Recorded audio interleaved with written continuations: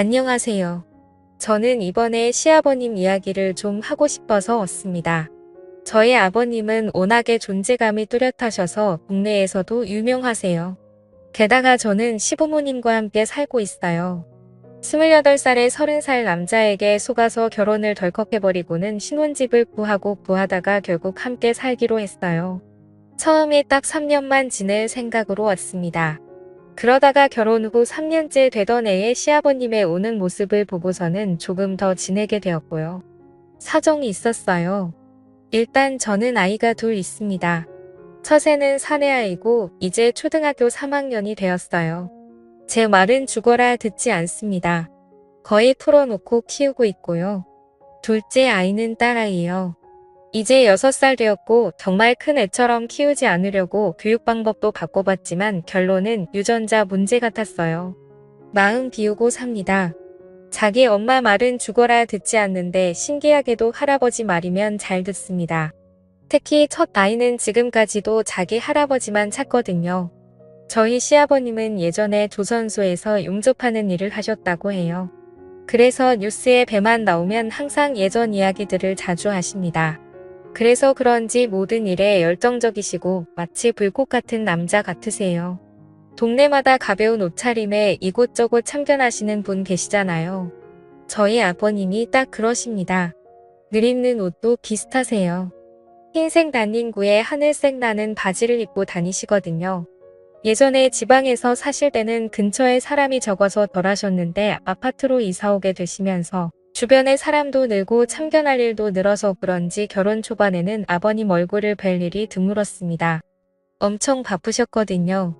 아파트 엘리베이터 점검할 때도 가셨고요. 외벽에 칠을 새로 한다고 할 때는 집에서 창문 열고 소리를 지르시면서 꼼꼼히 칠해야 한다고 하시더라고요.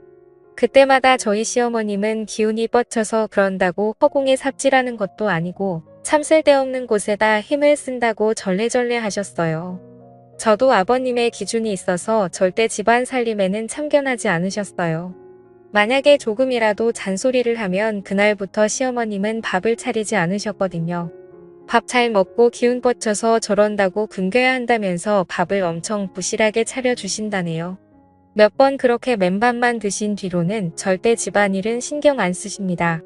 저는 그 당시 직장 생활을 하고 있던 상황이라서 주말 말고는 함께 식사할 시간이 없었고 집에서는 잠만 자던 시기라 그런 일을 듣기만 했었어요. 문제는 제가 아이를 낳고 나서부터였습니다. 원래는 아이가 나오면 분가를 하려고 준비 중이어서 출산 후에 시댁에 잠시 머물다가 나가려고 했습니다. 그런데 직업 문제도 있고 아이도 많이 어려워서 조금씩 미루다가 집안이 뒤집히는 일이 생기게 되었어요. 그날 이후로 저는 분가 생각을 완전히 접었습니다. 24개월 되었을 때라 첫 아이다 보니 36개월까지는 무조건 제가 끼고 키우려고 했거든요. 직장도 관두고 아이만 봤는데도 어쩔 수 없었습니다. 오후 1시부터는 아이가 늘 낮잠을 자던 시간이라 잠깐 마트에 다녀오려고 했거든요. 그런데 집에는 아버님만 계셨던 상황이라 사실 많이 망설였었어요. 저희 아버님이 워낙 열정적이시잖아요. 그래서 주변 친구들이 나중에 아이 낳으면 손주 사랑이 엄청나서 저보고 힘들 거라고 사랑이 참견이 된다고 하던데 근데 신기하게도 전혀 그러지 않으시더라고요. 사내 아이는 손 많이 타면 약하게 큰다고 하시면서 자주 안아주지도 않으시고 조금 거리를 두셨어요. 그래도 일단 아이가 깨기 전에 후딱 다녀오자는 생각으로 아버님께 말씀드리고 마트에 갔는데 갑자기 전화가 와서 받아보니 아버님이셨습니다.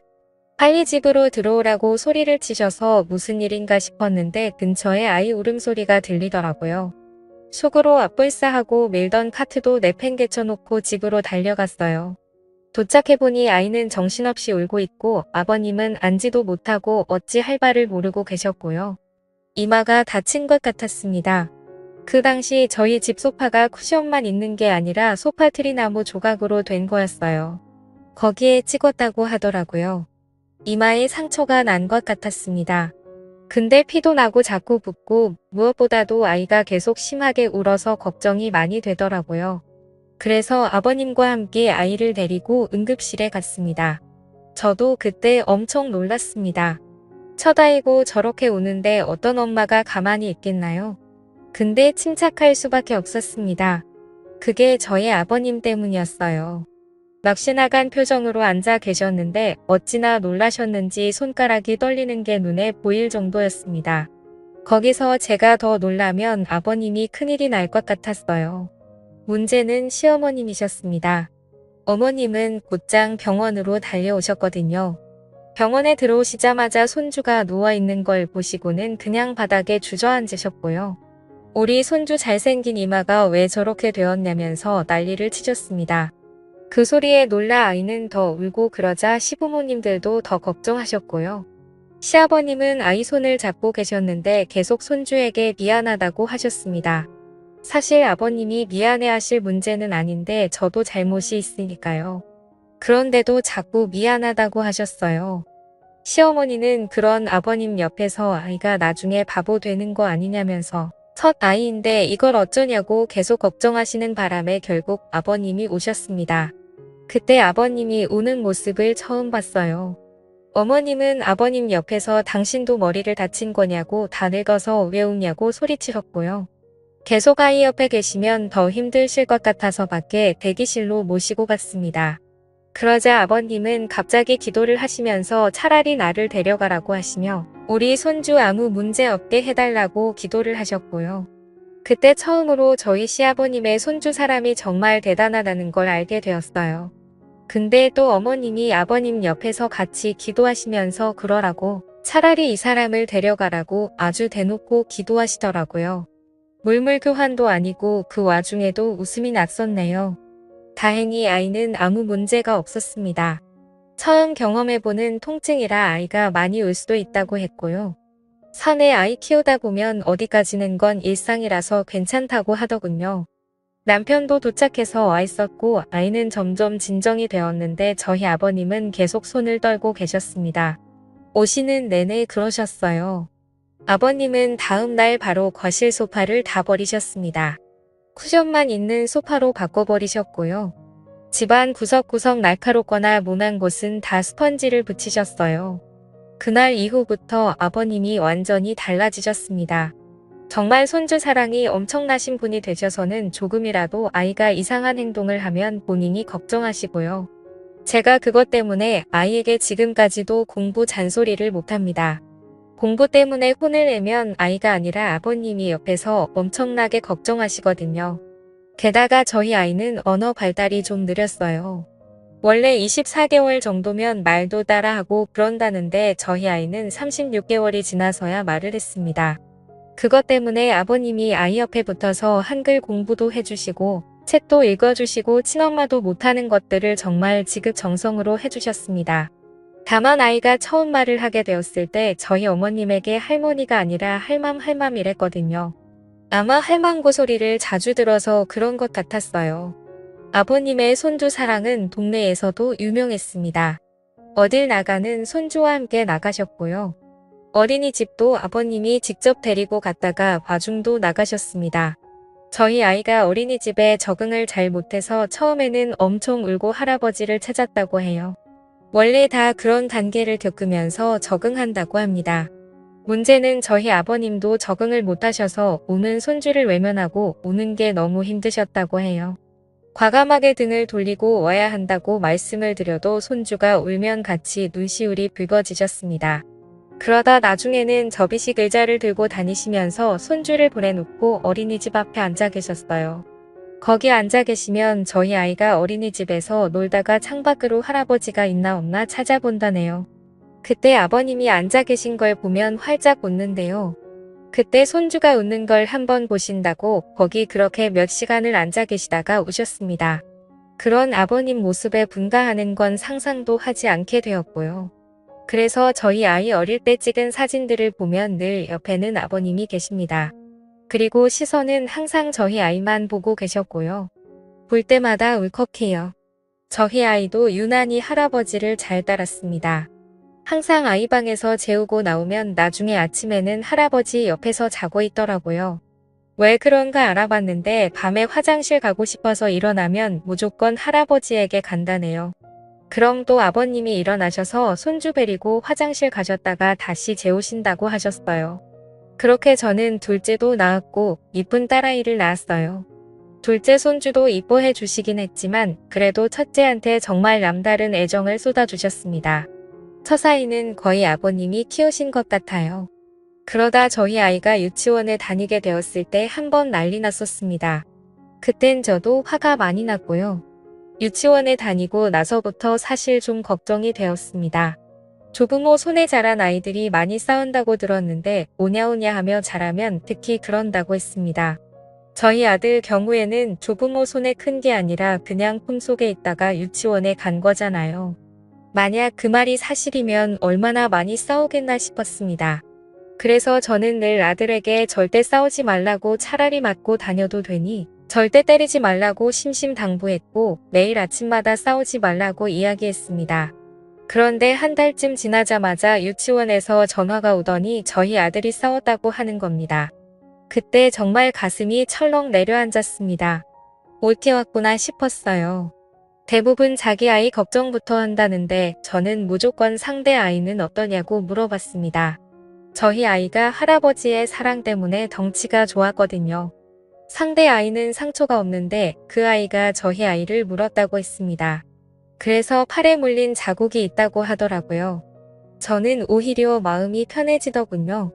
그래서 괜찮다고 이야기하고 그날은 제가 아이를 데리러 갔어요. 보니까 활짝 웃고 다 좋아 보이는데 팔뚝에 이빨 자국이 크게 나 있더라고요. 저도 부모인지라 상처를 보니 화가 좀 나긴 했는데 제 아들이 물었으면 자국 수준으로 안 끝났을 거라 차라리 다행이라 생각하고 집에 왔습니다. 집에 오면서 또 심심당부했어요. 절대로 할아버지에게 싸웠다고 이야기하면 안 된다고 특히나 물렸다는 소리는 무조건 하면 안 된다고 했습니다. 최대한 상처를 가리려고 긴 팔을 입히고 반창고로 가렸거든요. 아이에게도 심심당부했고요. 근데 아버님은 귀신같이 아시더라고요. 참 신기했네요. 아이가 노는 모습을 보시다가 팔을 왜 그렇게 움직이냐고 하시며 아이에게 다가가셨습니다. 그러면서 팔을 걷어붙이고 붙인 밴드도 떼어버리시더라고요. 그리고는 아이 머리카락 사이사이를 보면서 다른 상처 자국이 있나 살펴보셨습니다. 사실 그건 저도 안 했던 건데 아버님이 다 살펴보시더라고요. 머리카락부터 발가락까지 아주 자세히 보시더니 그제야 아버님이 어디서 물렸냐고 친구랑 싸운 거냐고 물어보시더라고요. 저는 너무 놀랐네요. 아이는 저를 한번 쳐다보다가 할아버지를 보다가 번갈아 가며 쳐다보다가 그냥 방으로 뛰어들어갔고 아버님은 아무렇지도 않게 TV를 보시더라고요. 아버님은 별다른 반응이 없으셔서 오히려 제가 물어봤어요. 크게 물린 것도 아니니 너무 화내지 마시라고 했습니다. 근데 아버님은 괜찮다고 하셨어요.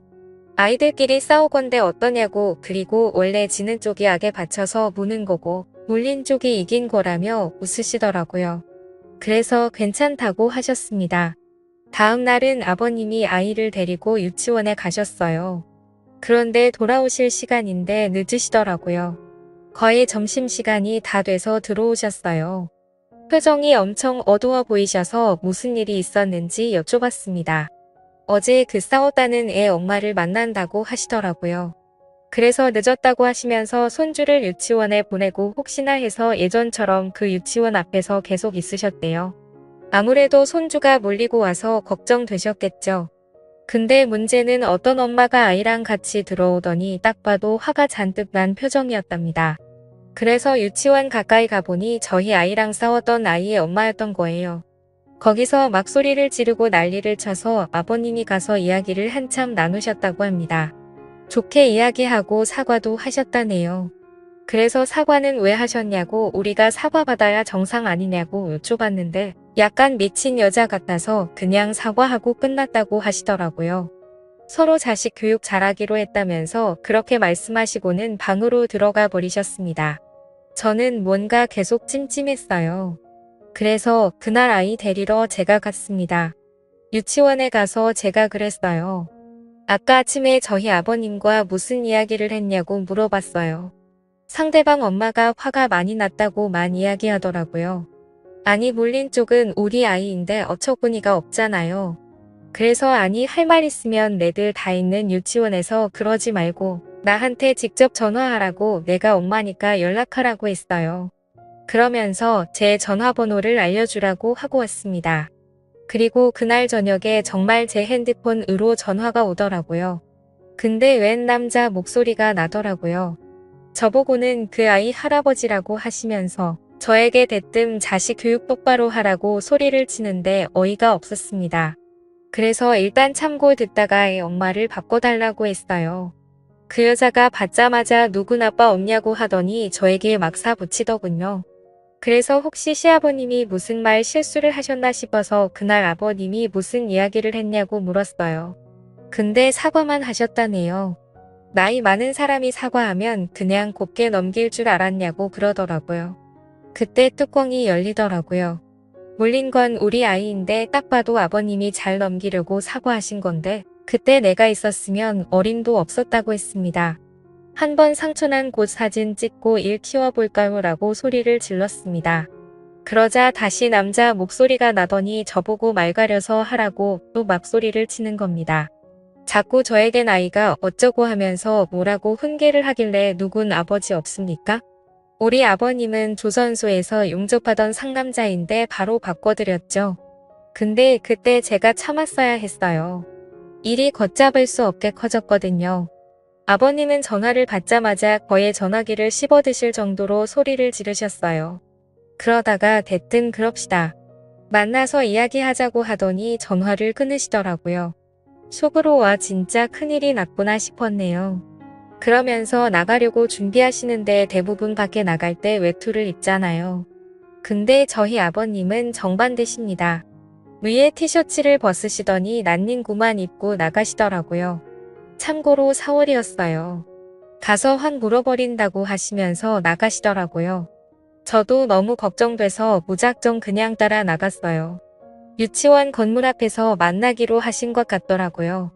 그쪽도 애 엄마랑 할아버지랑 둘이 나왔더라고요. 만나자마자 그쪽 할아버님이 저에게 자식을 어떻게 키웠냐고 소리를 쳤고 아버님이 그때 폭발하셨고요. 우리 손주가 뭘 어떻게 컸는데 그러냐고 사실 저희 첫째는 아버님 이거에 키우다시피 하셨잖아요. 엄청 화가 날 만도 하셨죠. 물린 건 우리 손주인데 우리한테 뭐라고 하냐면서 따지자 상대의 엄마가 자기 아이가 겁이 나서 물었다고 제 아들이 덩치가 커서 다른 아이들에게 겁을 준다고 하더라고요. 그날도 제 아들이 싸운 게 아니라 다른 애들 싸움을 말렸다고 해요. 제가 늘 싸우지 말라고 싸움은 안 좋은 거라고 귀에 못이 박이도록 이야기를 해서 본인만 안 싸우면 될 것을 다른 애들이 싸우는 것도 말리려고 했나 보더라고요. 덩치 좋은 애가 나서서 하지 말라고 하니 제 아이 팔을 물어버린 거고요. 그렇게 어르신 두 분이 서로 소리를 지르고 있는데 갑자기 그쪽의 엄마가 저희 아버님에게 왜 했던 말을 계속 하냐고 물린 이야기를 몇 번째 하냐면서 물린 게 중요한 게 아니라 겁을 느꼈다니까요. 하며 할아버지 치매예요 이러는 겁니다. 근데 또 저희 아버님은 그 소리에 갑자기 위축되시는 것 같았고요. 순간 제가 눈이 확 돌아버렸어요. 지금 뭐라 했냐고 정신이 나갔냐, 이 지금 뭐라 했냐고 소리를 질렀어요. 그러자 그쪽의 엄마가 두 사람 다 치매냐고 하며 했던 말 반복하게 하는 재주가 있냐고 하더라고요. 제가 비록 저희 아들에게 싸움은 나쁘다고 했지만 살다 보면 싸워야 할 순간이 있더라고요. 그의 엄마를 확 밀치며 빨리 사과하라고 했어요. 사과 안 하면 가만 안 둔다고 걸어서 집에 못 가게 만든다고 소리를 질려버렸고요. 그 엄마 어깨를 잡고 사과하라고 소리를 쳤는데 제 팔을 물더라고요. 이게 제가 물려보니까 진짜 열받더라고요. 우리 아들은 어떻게 참았나 몰라요. 곧바로 머리채 잡고 난리가 났습니다. 그러자 양쪽 아버님들은 말리느라 정신이 없었고요. 그러다가 경찰차도 타보게 되었습니다. 잡혀간 건 며느리들인데 경찰서에서는 아버님들끼리 또 난리가 났어요. 나중에 양쪽 남편들이 도착해서 서로 사과하고 잘 마무리돼서 집에 왔습니다. 저희 아들은 할머니랑 TV를 보고 있더라고요.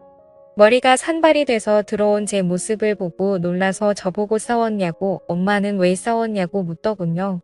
그날부터 교육 방식을 좀 바꾸기로 했습니다. 싸워야 할 땐 싸우라고 했습니다. 대신 물지는 말라고 그건 짐승들이나 하는 짓이라고 했어요. 그날 이후로 저는 유치원에 잘 안 갔고요. 아버님이 데려다주고 데려오고 해주셨습니다. 솔직히 제가 그의 엄마를 만나면 못 참을 것 같았거든요. 아버님은 그날 저에게 정말 잘했다고 내가 속이 다 후련하다고 하셨습니다. 근데 그때 정말 엄청나게 화가 많이 났었습니다. 지금 와서 생각해도 신기해요. 그렇게 시부모님과 함께 지낸 지도 10년이 넘었네요. 저의 큰애가 이제 초등학교 3학년이 되었으니까요. 아버님의 손주 사랑은 여전하십니다. 늘 아이가 학교에서 오면 이마에 뽀뽀를 해주세요. 예전부터 지금까지도 다른 곳이 아닌 이마에 하십니다. 그때 생긴 상처가 거기에 있거든요. 그 상처에 뽀뽀를 해주시면서 늘 가슴 아파하십니다. 엄청 작은 상처인데 그게 눈에 밟히셨나 봐요. 제 아이도 할아버지에게 오면 이마를 갖다 댑니다. 제가 직접 낳은 자식인데도 가끔은 싫을 때도 있고 미울 때도 있는데 어쩜 저렇게 한결같이 손주를 이뻐해 주시는지 가끔은 제 아들이 부러워하기도 해요. 제가 이 글을 쓰게 된 이유가 옷장 정리하다가 생각나서였거든요. 아버님 옷장을 보니 외투가 많아졌더라고요. 그래서 마음이 좀 무겁네요. 예전에는 난닝구의 하늘색 반바지 한 벌이면 봄, 여름, 가을은 끄떡없이 쉬었는데 그러고 보니 요즘은 난닝구만 입으신 적이 없네요. 그것도 이제 알았네요. 시간이 많이 흘렀습니다. 저도 시아버님 덕분에 경찰서도 가보게 되고 그 이후로는 절대 그런 일은 없었지만 참 많은 일이 있던 것 같습니다. 어쩌면 그때 저의 아이가 이마를 다치지 않았다면 이런 추억은 없었겠죠. 저희는 분가했을 테니까요. 그러고 보면 정말 소중한 상처인 것 같습니다. 나중에 제 아들이 더 커서 교복을 입고 군복을 입고 양복을 입을 때까지 아버님이 제 아들 곁에 오래오래 계셨으면 좋겠습니다. 이마에 뽀뽀도 해주시고요. 제가 준비한 이야기는 여기까지입니다. 아버님의 손주 사랑이 너무 크고 넘쳐서 그 사랑이 온 가정에 다 스며든 것 같습니다. 참 따뜻하네요. 사랑이 아무리 따뜻해도 난닝구만 입으시면 안 됩니다. 외투 많으시다니 다행이네요. 오래오래 손주 곁에서 건강하게 더 행복하게 지내셨으면 좋겠습니다. 감사합니다.